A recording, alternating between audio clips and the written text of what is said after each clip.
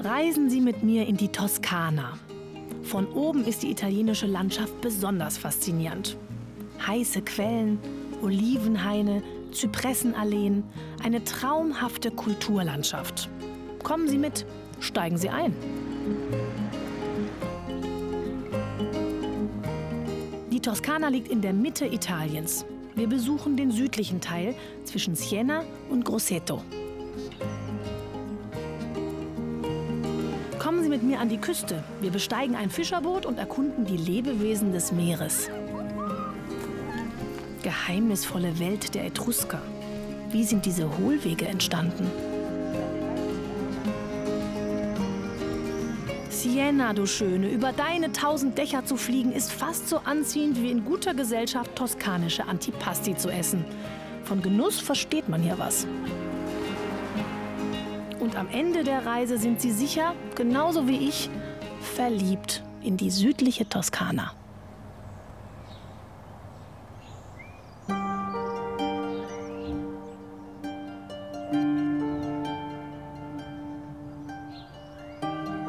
Dörfer auf Bergen findet man häufig in der südlichen Toskana. Dieser malerische Ort auf einem Felsmassiv bietet aber einen besonders atemberaubenden Anblick.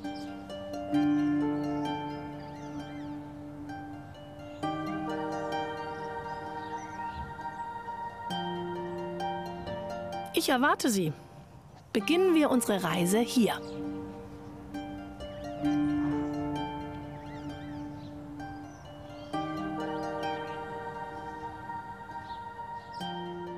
Ist das nicht eine fantastische Lage? Pitigliano, das ist eines der schönsten Dörfchen Italiens, auf 300 Meter hohem Tuffsteinfels gelegen. Ich möchte mit Ihnen heute den Süden der Toskana bereisen. Der ist nicht ganz so bekannt wie der Norden, aber mindestens genauso sehenswert. Und überhaupt finde ich, das ist hier eines der schönsten Fleckchen Erde überhaupt. Benvenuti in Toskana.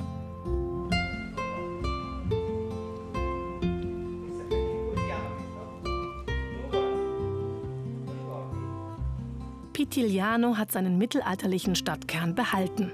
Autos kommen nicht bis hier oben. Die Bewohner treffen sich zum Schwätzchen in den engen Gassen. Die paar Touristen, die gelegentlich vorbeikommen, stören sie nicht.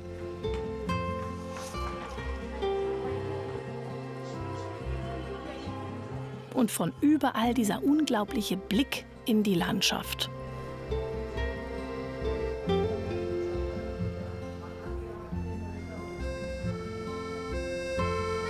Wer hier durchbummelt, hat das toskanische Leben im Kleinformat vor sich. Uralte Gemäuer, Geschichte von den Etruskern bis zu den Medici. Italienisches Lebensgefühl pur.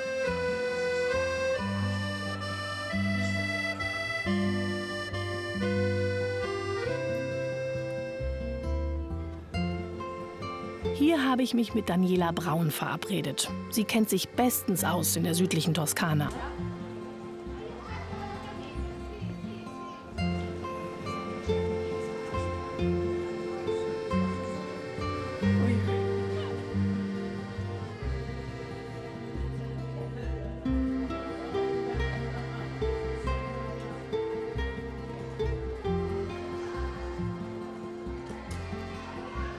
Du hast, glaube ich, schon deine Liebe zu Italien ganz früh entdeckt. Wie früh war das? Ich glaube, da war ich 2. Wir fuhren nach Italien in Urlaub und nachher war es eben so, als man mich fragte, was möchtest du denn mal werden, wenn du groß bist? Dann habe ich gesagt, Italienerin. Oh, ja. Wie goldig. Das hast du jetzt geschafft. Du lebst seit wie vielen Jahren hier? Seit 19. 19 Jahren. Und wie hat es dich dann jetzt grundsätzlich hierher verschlagen? Aus Liebe. Während eines Studienaufenthalts in der Toskana bin ich falsch aus dem Bus ausgestiegen und da hielt zufälligerweise an der Kreuzung ein gut aussehender Italiener. Oh, Zufall, Zufall. Hat angehalten und geschaut und hat mich mitgenommen. Der Beginn einer langen Romanze. Genau. Und gerade die südliche Toskana, witzigerweise kennen das ja doch viele Leute nicht so gut wie den Norden. Ja, weil überwiegend die meisten Menschen, die fahren natürlich nach Florenz und in das Chianti-Gebiet, sodass eben dann die südliche Toskana ein klein bisschen vergessen wird oder weniger bekannt ist. Und das ist schade, oder? Das ist sehr schade, absolut. Toll. Ja.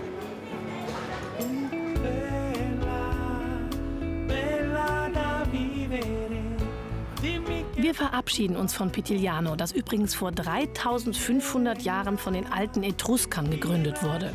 Ein cleveres und auch hochgebildetes Völkchen, über das noch zu reden sein wird.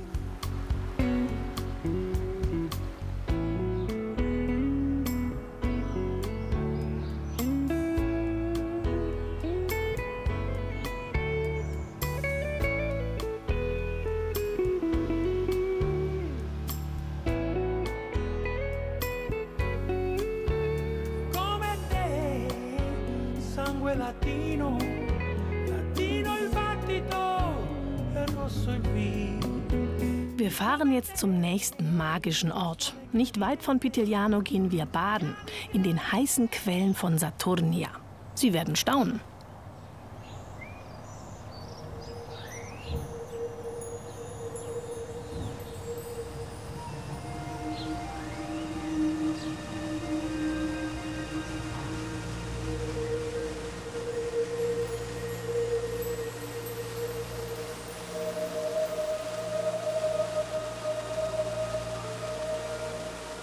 37 Grad ist das Wasser hier, in diesen natürlichen Sinterbecken. Der Legende nach hat der Gott Saturn mit einem Blitz die Quelle entstehen lassen. Aber auch die alten Römer wussten schon, dass das warme Wasser eher mit dem Vulkanismus in der Toskana zusammenhängt. Die Wasserfälle an der Mühle, die Cascate del Mulino, sind keine Badeanstalt. Hier gibt es keine Umkleidekabinen oder Duschen. Das ist richtig wie Kleopatra in so einem milchigen Bad. Und das mitten in der Natur. Sag mal, hier kann jeder einfach so herkommen?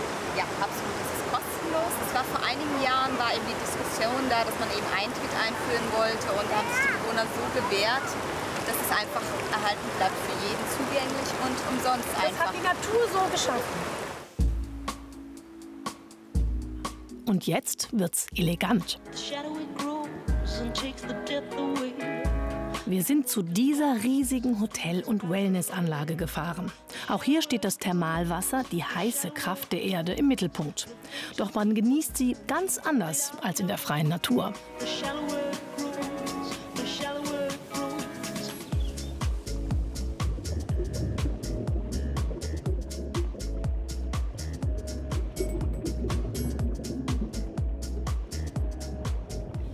Ja, wir haben den Ort gewechselt. Und das, was hier hinter uns so aussieht wie ein Pool, das ist der Quellsee von dem Thermalwasser, in dem wir vorhin ein bisschen weiter unten mitten in der Natur gesessen haben.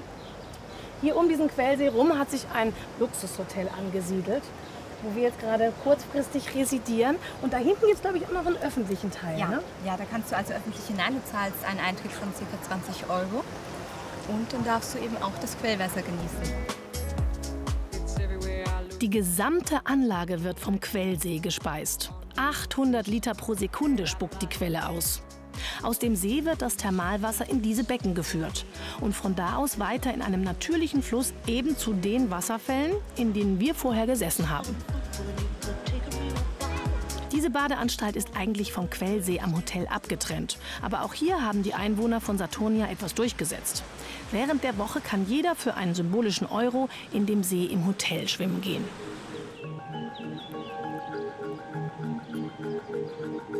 Thermalwasser gehört nun mal allen. Das hat Tradition in der Toskana. Das Saturnia-Wasser enthält Schwefel und Kohlendioxid, aber auch Natron, Calcium, Magnesium und vieles mehr. Im eleganten Spa des Hotels nutzt man das für Kuranwendungen. Lust auf ein neues Abenteuer? Jetzt geht's quer durch die wildromantische Maremma bis ans Meer. Nothing's ever what we expect, but they keep asking where we're going next. All we're chasing is the sunset. Got my mind on you. Doesn't matter where we are. Die südliche Küste der Toskana bietet schöne Sandstrände. Mal gepflegt italienisch bewirtschaftet, mal aber auch ganz urwüchsig naturbelassen. We'll carve our names as the sun goes down. Hey, as the sun goes down. Die hübschen Küstenorte hier streifen wir nur kurz, denn wir wollen in die schönste und wildeste Ecke der Maremma. Unser Weg führt uns in ein faszinierendes Naturschutzgebiet.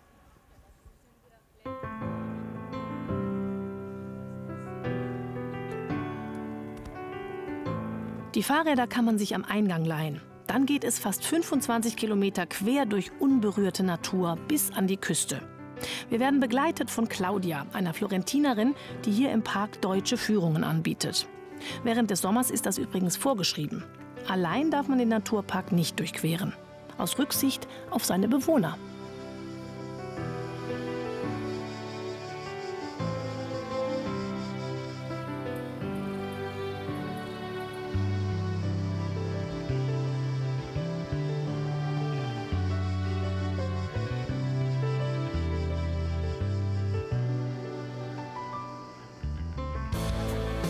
Und dann endlich ein erster Blick aufs Meer.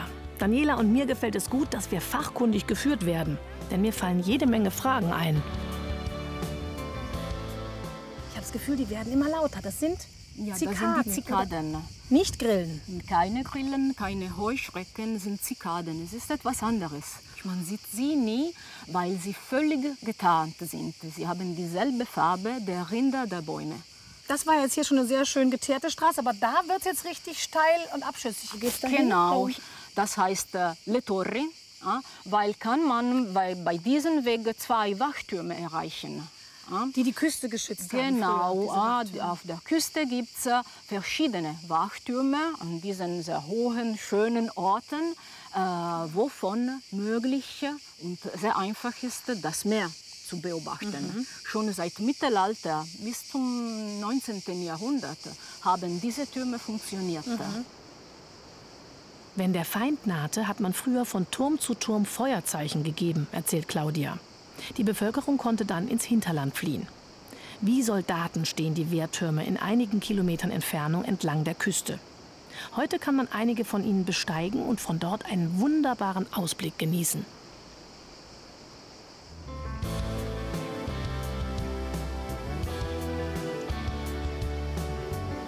Manche Leute sagen, das hier wäre die Serengeti der Toskana. Eine Serengeti mit Olivenbäumen. Claudia erklärt uns, warum die übrigens alle unten wie vom Gärtner abgeschnitten aussehen. Die Tiere fressen die Bäume bis hierhin ab. Höher kommen sie nicht.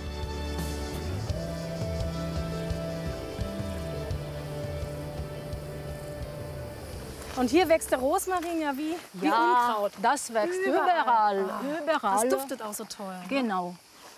Ach, guck. Und jetzt? Hier, und natürlich Das hier, Meer. das Meer. Schon wieder.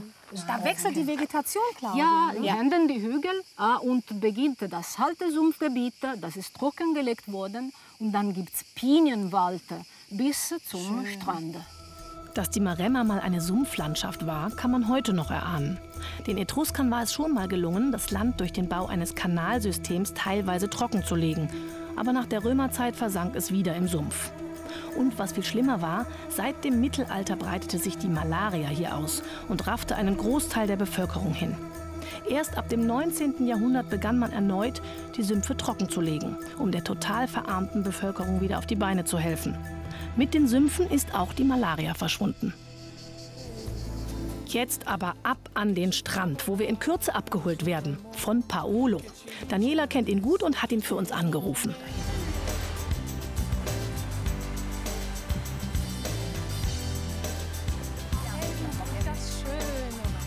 Paolo holt uns mit dem Schlauchboot ab, um uns auf sein Boot zu bringen. Er ist Fischer und gedenkt auch heute, seinen Fang einzuholen. Aber mit uns. Das ist keine besondere Ehre. Solche Fischfangtouren kann man bei ihm buchen. Los geht's. So. Paolo il Pescatore, Paolo der Fischer, ist eine Berühmtheit hier in der Gegend. Nicht nur, weil er den Fischfangtourismus erfunden hat, er kämpft auch politisch für eine ökologisch korrekte Fischerei hier in der Maremma. Zuerst sehen wir, wie die Netze für den nächsten Morgen ausgelegt werden. Paolo legt Wert darauf, dass seine Netze großmaschig sind, damit die kleinen Fische nicht darin hängen bleiben. Damit die Netze an die richtige Stelle kommen und sich nichts verheddert, muss ein zweiter Mann sehr sorgfältig steuern, mit Sichtkontakt. Paolo ist mit der Fischerei groß geworden. Schon früh lernte er die zerstörerische Schleppnetzfischerei kennen. Heute kämpft er gegen diese illegalen Methoden. Sie benutzen Ketten, mit denen sie komplett den Meeresboden zerstören. So ist die Schleppnetzfischerei. Und die haben auch ganz kleine Netze. Das nennt sich also Schleppnetze. Da bleibt alles drin, aber die machen alles kaputt. Ja. Die ganzen Gräser, also eigentlich den Lebensraum, den die Fische eigentlich brauchen, alles kaputt. Politische Furore machte Paolo auch, als er mit Gleichgesinnten Betonblöcke auf dem Meeresgrund versenkte, in denen sich Schleppnetze verfangen und sie zerstören. Es ist interessant, mit Paolo rauszufahren. Die Liebe zum Meer, zur Landschaft fährt mit. Spannend ist es auch, weil man jede Menge über Fische erfährt. Über die eher normalen, die er heute gefangen hat, und über die etwas ausgefalleneren Meeresbewohner. Man weiß nicht, was da drinnen ist. Da passe ich jetzt nicht rein. Hier, guckt ihn euch an. Das ist ein Zitterrochen. Hier kannst du ihn festhalten. Und ganz festhalten. Und da oben dann in die Hand. Jetzt sollst du so jetzt halten. Nein. Moment, sie steckt fest. Das ist Schläge, dieser Ja. Ui. Also, Veramente in acqua fa questo. Due Wasser. Ah! Hey, das ist ein elektrischer Schlag, den er macht. Ernsthaft, das zischt echt wie am Kuhzaun. Okay, Paolo. Komm, 1, 2, zack, ins Wasser. In acqua, Ins Wasser. in acqua. Na, wer ist denn da?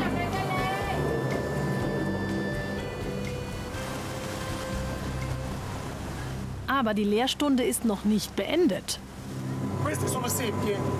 Das sind Sepien, Tintenfische. Man kann erkennen, wer das Männchen und wer das Weibchen ist. Während des Geschlechtsverkehrs beißt das Weibchen das Männchen. Mädchen zu machen, beißt eben dann das Mädchen. Das ist echt so. Das Leben ist hart. Auch bei den Wir allerdings können uns jetzt langsam auf einen weiteren Höhepunkt der Reise freuen. Wir steuern eine ruhige Stelle an der Küste an und Paolo beginnt den Fang von heute Morgen zu begutachten. Denn am Ende seiner Exkursionen gehört es nun mal dazu, den frisch gefangenen Fisch auch zu Mittag zu essen. Im Grill am Heck des Schiffes getrocknete Piniennadeln und Zapfen, die zusammen mit Holzkohle entzündet werden.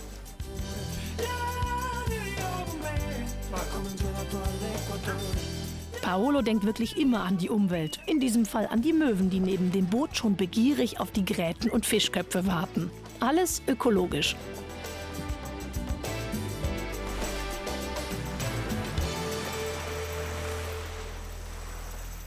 Kehren wir zurück in die Gegend um Saturnia und Pitigliano.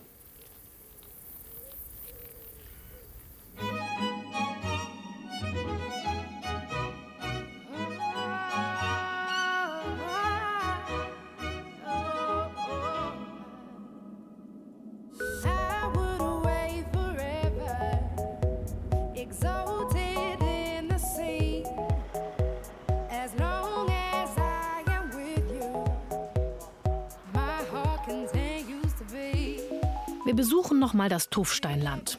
Da, wo sich die alten Etrusker vor 3000 Jahren zuallererst niederließen. Die Etrusker, die Tusci, haben der Toskana schließlich auch ihren Namen gegeben. Ein klangvoller Name, gerade für viele Deutsche. Und einige haben sich tatsächlich den Traum erfüllt, hier hinzuziehen. Frau Nussbaum? Ach, hallo? Hier bin ich. Es sind aber wirklich pünktlich, Frau Kaller. Schön, dass Sie da sind. Hallo. Ja, das ist Tima, unser adoptierter italienischer Wachhund. Okay. Aber ich glaube, er lässt mich rein. Ja, da bin ich ja froh. Ja. Hella Nussbaum hat mich in ihr Haus eingeladen. Sie kommt aus Wuppertal und lebt hier mit ihrem Mann und einem Freund. Meine Alters-WG hier in der Toskana, sagt sie. Die Italien-Sehnsucht hat sie hierher gezogen, schrieb mir die Kunsthistorikerin. Und dass dieses Land mittlerweile eng mit ihrer Lebensphilosophie verbunden sei. Mich interessiert, wie man als Deutsche hier so lebt. Das ist ja ein fantastischer Blick. Mein Gott. Und den Garten haben Sie hier so richtig schön terrassiert angelegt. Ja, das haben wir in den 15 Jahren, die wir jetzt hier sind, haben wir da jedes Jahr irgendwie einen Mauernteil gebaut. Und wir haben jetzt also praktisch so einen klassischen Terrassengarten dann.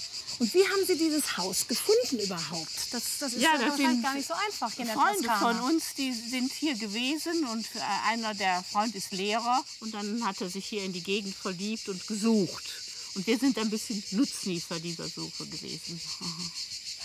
Und das Haus war anfangs bewohnbar, aber wir haben es total restaurieren lassen dann jetzt. Und wie ist das Leben jetzt hier mit den Italienern im Dorf, im Ort? Also wir sind herzlich willkommene Ausländer. Also wir sind, ich will immer, wenn dann sagen sie die Tedesca. Oder sie würden untereinander die Stranieri sagen. Aber wir sind herzlich willkommen. Und wenn Feste sind, dann kriegen wir die Zettel hier reingeworfen, freuen sich, wenn wir kommen.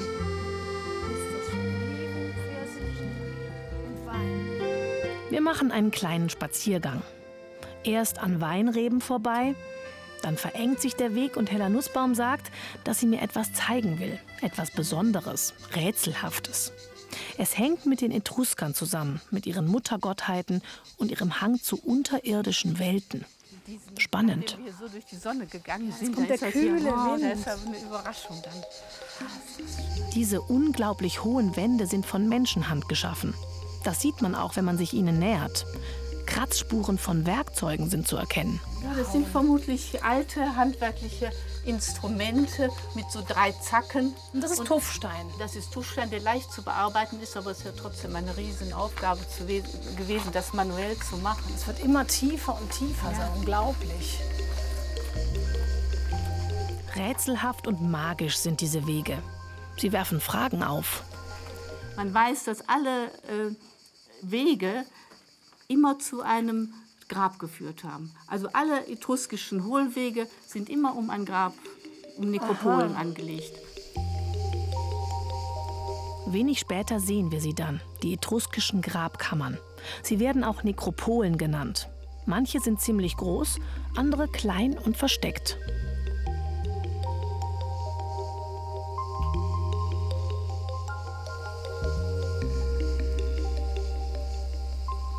Und diese hier gehört zu den monumentalsten. Es ist die Tomba Ildebranda, das größte noch erhaltene etruskische Tempelgrab, entdeckt 1924.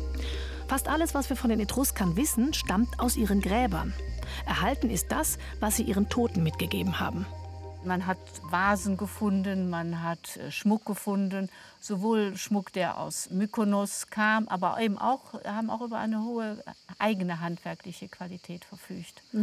Und das ist so für mich so das Faszinierende, dass die Grabbeigaben eben zeigen, wie sinnenfroh sie waren. Und gleichzeitig haben sie ja die Gräber in den Mittelpunkt gestellt. Also der Tod war für sie eigentlich eine Selbstverständlichkeit. Hier haben die Rituale stattgefunden. Sei tu, quella montagna da scalare. Sei tu.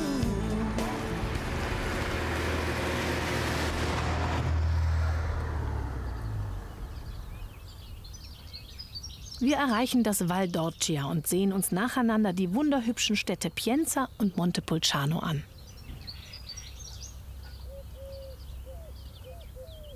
Pienza ist was ganz Besonderes. Die kleine Stadt hat 2000 Einwohner und die wohnen wie in einer Kulisse zu einem Historienfilm.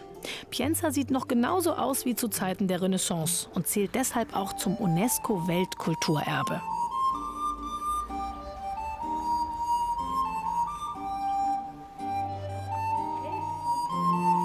Auch Daniela und ich sind gleich ganz bezaubert von Pienzas Lage und Architektur.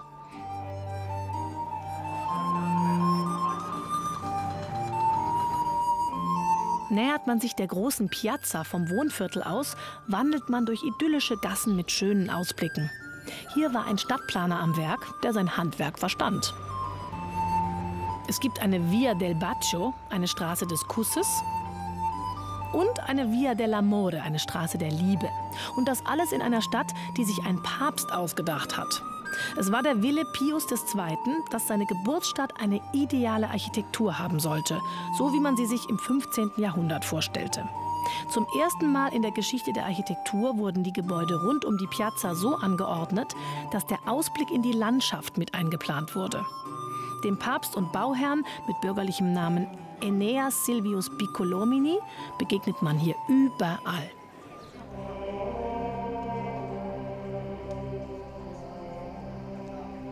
Papst Pius II. Hat übrigens als erster ein Buch über Europa geschrieben, das Kolumbus dann für die Planung seiner Reisen nutzte. In Pienza kann man aber nicht nur Renaissance-Architektur bestaunen und leckeren Cappuccino trinken. Direkt neben der großen Piazza beginnt eine kleine Geschäftsstraße, die wir uns natürlich auch nicht entgehen lassen. Zwar ist hier vieles auf Tourismus ausgerichtet, aber die Souvenirläden sind stark von toskanischer Handwerkskunst geprägt. Hübsch anzusehen. Oh, schau mal hier. Und dann gibt es hier noch die Käseläden. Denn Pienza ist berühmt für seinen Pecorino, den Schafskäse. Wichtig für den Geschmack ist der Reifegrad des Pecorino. Der helle ist der jüngste. Je älter der Käse, desto würziger.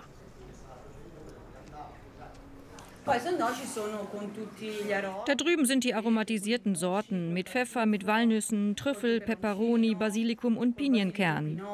Das ist der frische, der junge. Und das ist der mittelalte. Oh, grazie. Oh, das ist jetzt der bekanntere. Ich glaube, das ist mein Favorit.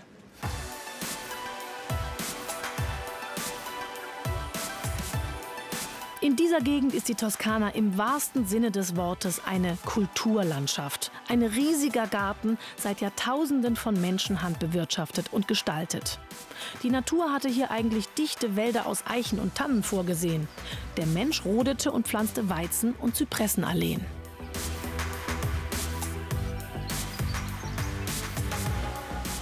Und er setzte schöne Städte auf die Hügel.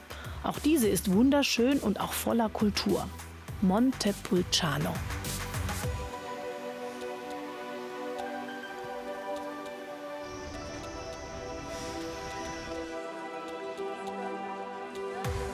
Montepulciano hat unter Weinkennern einen klangvollen Namen. Der Nobile di Montepulciano wird hier hergestellt und kann in unzähligen Enotheken verkostet werden. Nobel sind aber auch die alten Renaissance-Paläste, die in der Altstadt neben pittoresken Backsteinhäusern aus dem Mittelalter stehen.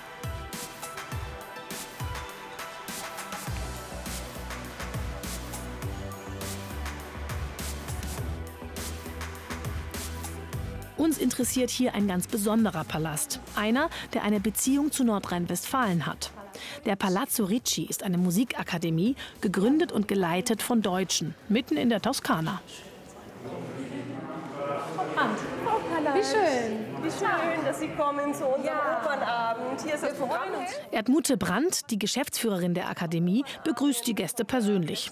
Seit 2001 besteht diese Institution, gegründet auf Initiative der Kölner Musikhochschule. Wunderbar. Und nachher unterhalten wir uns noch. Ja, Ne? bitte.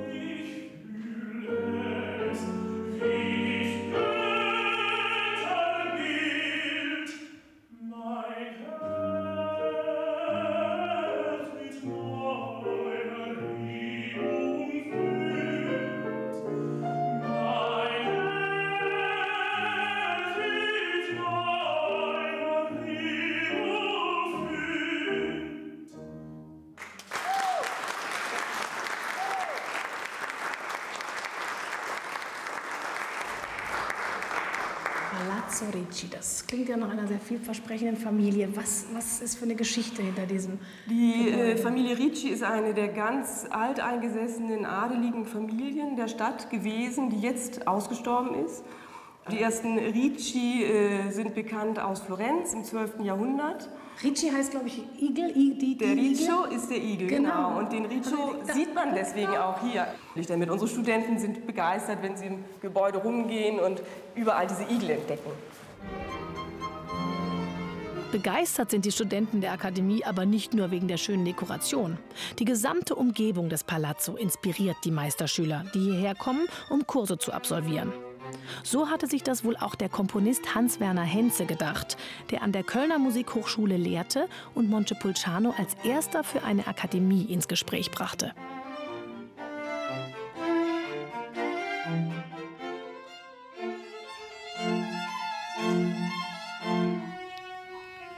Den ganzen Sommer über bietet die Akademie Meisterkurse an. Mal für Harfe oder Cello, mal für Klavier, aber auch für Gesang. Berühmte Dozenten, Musiker, die auf den Bühnen der Welt zu Hause sind, kommen her, um zu unterrichten. Ein Erfolgsmodell. Die Europäische Akademie für Musik und Darstellende Kunst in Montepulciano ist fast zu 100% ausgelastet, zählt zu den gefragtesten Einrichtungen ihrer Art in Europa. Das liegt natürlich auch an der kulturellen Tradition und Atmosphäre, die in diesem Toskana-Städtchen herrscht.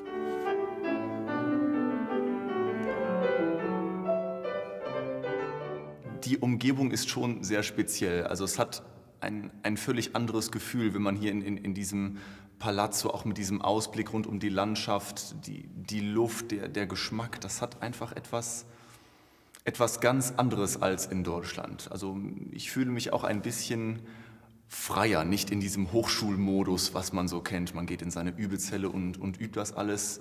Üben ist hier kriegt plötzlich eine ganz andere Note. Man bekommt auch ganz andere Ideen, neue Inspirationen von der Umgebung an sich. Das macht es auch so spannend. Der Mietvertrag geht über 30 Jahre und soll noch verlängert werden. Die Stadt Montepulciano freut sich, eine Musikakademie zu haben, und die Studierenden genießen den schönen Ausblick. Ich habe gehört, die Studenten gehen gerne mal mit Ihnen in den Keller, stimmt's? Ja, die werden sogar von uns dazu eingeladen. Laden Sie mich auch ein bisschen ein? Ja, natürlich. Wollen wir mal gucken? Ja, gerne. Was dieser Keller beherbergt, na, das ist ja wohl klar. Diese Treppen sind so flach und so breit, weil die Pferde hier runtergegangen sind. Nicht? Also, die Weinfässer runter. Ja, genau, und Lasten halt nach unten getragen haben. Und es wird jetzt immer langsam kühler, denn die Temperatur muss ja konstant sein im Keller, damit der Wein richtig lagert. Toll. Das ist kein Weinkeller. Unter dem Palazzo Ricci betritt man eine Weinkathedrale, erbaut im 16. Jahrhundert. Hier oben drüber ist der Palazzo Ricci. Und wir haben jetzt Vino Nobile di Montepulciano. Genau, das ist der berühmte Wein von Montepulciano. Nobile, weil er eigentlich nur für die Adeligen gemacht wurde am Anfang. Jahrhundertelang lagerte hier in schweren Eichenfässern der Vino Nobile der adligen Familie Ricci. Heute ist der Keller im Besitz einer privaten Winzerei. Frau Brand, wie viele Liter Wein sind in diesem riesen Fass? Das ist ja unglaublich. Ja, hier ist es so eingebrannt, ne, auf dem Holz, 100 Hektoliter.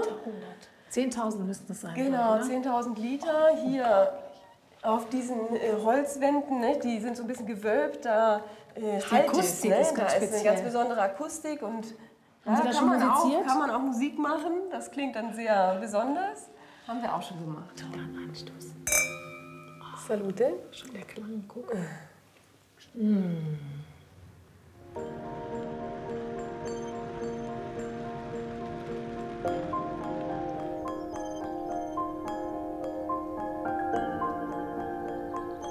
Ein besonders faszinierender Landstrich in der Toskana liegt südlich von Siena, genannt Crete Senesi, was wörtlich übersetzt so viel heißt wie die Tonerde Sienas.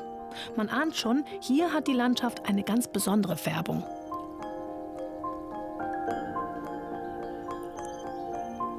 Besonders auffällig und typisch sind die Biancane, weiße Hügel ohne jede Vegetation.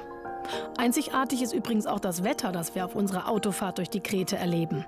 Plötzlich wird es in einer Himmelsrichtung immer dunkler, während es auf der anderen Straßenseite hell und sonnig bleibt. Ein Gewitter nähert sich. Ein tolles Naturschauspiel.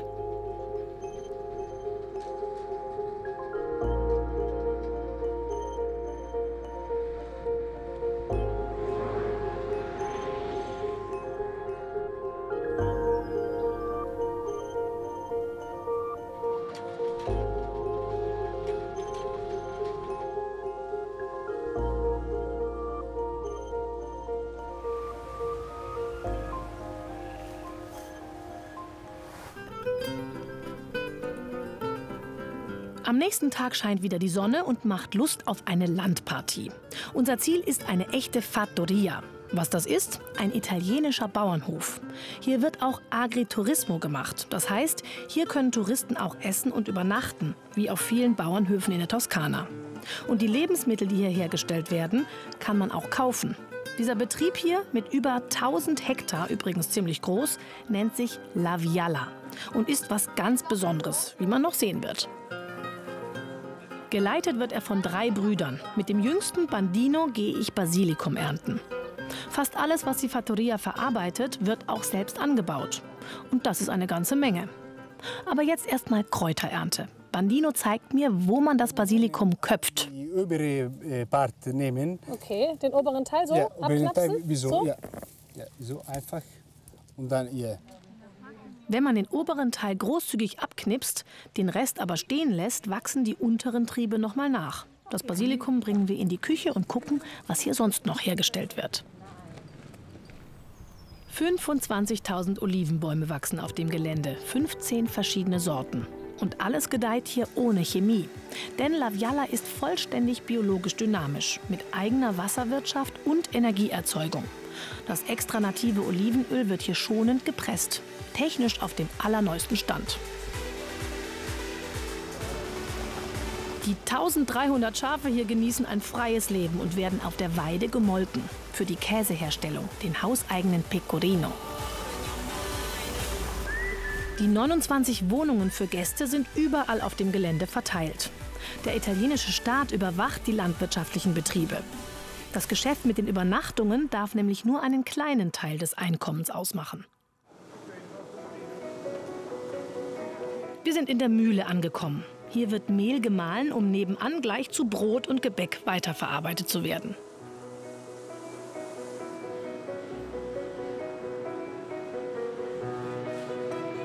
Heute werden hier die Stracci gemacht, Plätzchen mit Rotwein. Sie werden von Hand geschnitten und im Holzofen gebacken.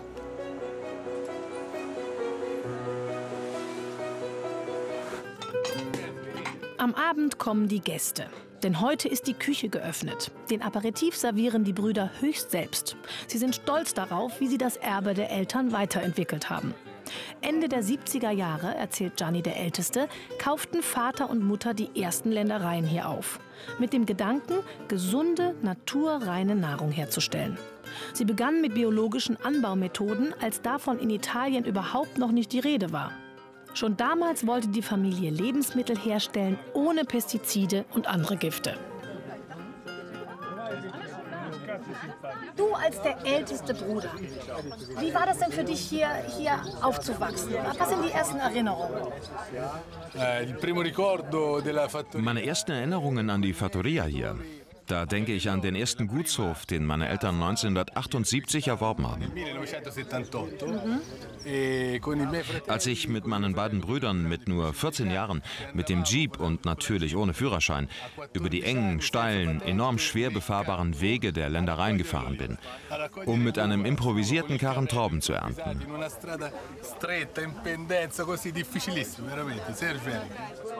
Und mit diesen beiden Brüdern hat er das Landgut der Eltern dann zu einem biologisch dynamischen Betrieb auf Demeter-Niveau umgebaut.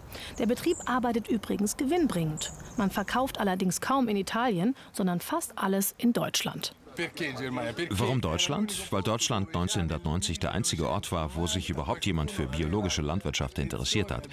In Italien gab es das noch nicht, hatte überhaupt keine Bedeutung für die Italiener. Das war ein richtig schönes Abenteuer für uns. Ein Abenteuer, das andauert. Denn nun hat die Familie eine Umweltstiftung gegründet und arbeitet mit mehreren Universitäten in Forschungsprojekten mit.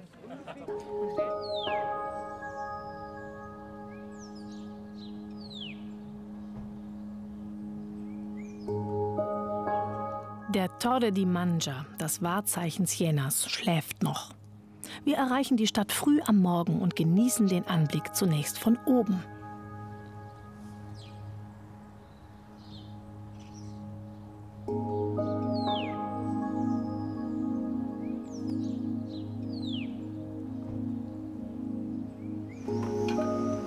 Noch ist der berühmte große Platz, der Campo, ziemlich frei von Touristenströmen. Als wir dann unten ankommen, so gegen 10, fängt das Leben auf der Piazza so langsam an.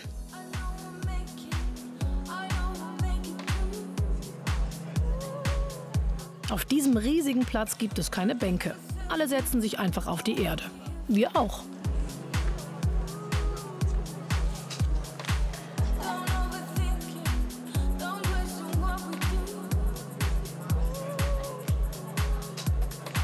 Rund um den Campo reiht sich ein Palazzo an den anderen, mit vielen Cafés. Außen herum ein Ring mit Restaurants und Boutiquen.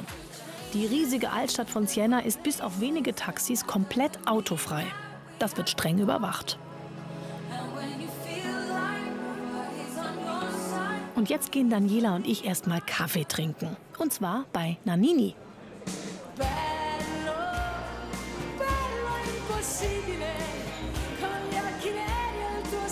Ja, es stimmt. Das Café gehört der Familie der berühmten Sängerin. Seit über 100 Jahren. Heute führt es Gianna Nanninis Bruder Alessandro, der auch ein berühmter Rennfahrer war.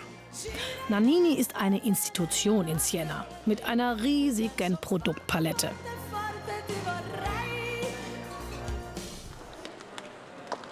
Wir nähern uns dem letzten Highlight unserer Reise. Aufstieg zum Dom von Siena.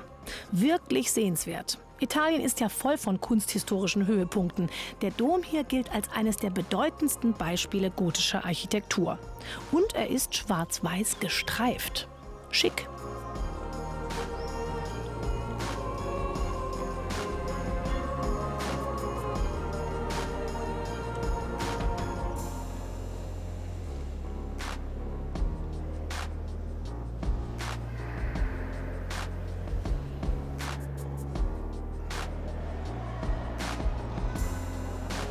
Baubeginn war 1229.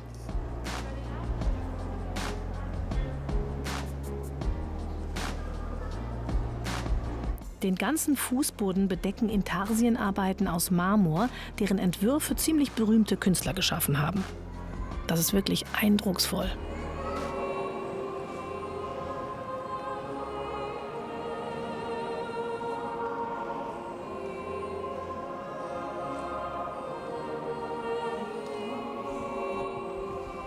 Als der Dom dann eigentlich fertig war, plante und baute man trotzdem ständig weiter. In die Höhe und in die Breite. 1313 wurde der Glockenturm fertig. Dann begann man mit einem riesigen neuen Querschiff und brach die Bauarbeiten ab. Die Fassade steht noch. Man kann sie besteigen. Man erreicht den Facciatone, die große Fassade, durch das Dommuseum. Ein Tipp von Daniela. Ich bin begeistert.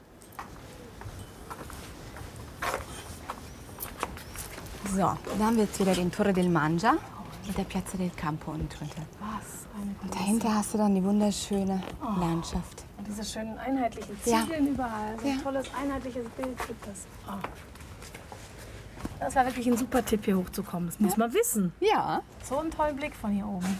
Wie sagt man jetzt hier Tschüss bei euch? Arrivederci. Also ciao, einfach Tschüss. Ja. Oder jetzt Arrivederci, alla prossima. Alla prossima, arrivederci. Jetzt gucken wir noch mal runter. Wie tief ist hier eigentlich?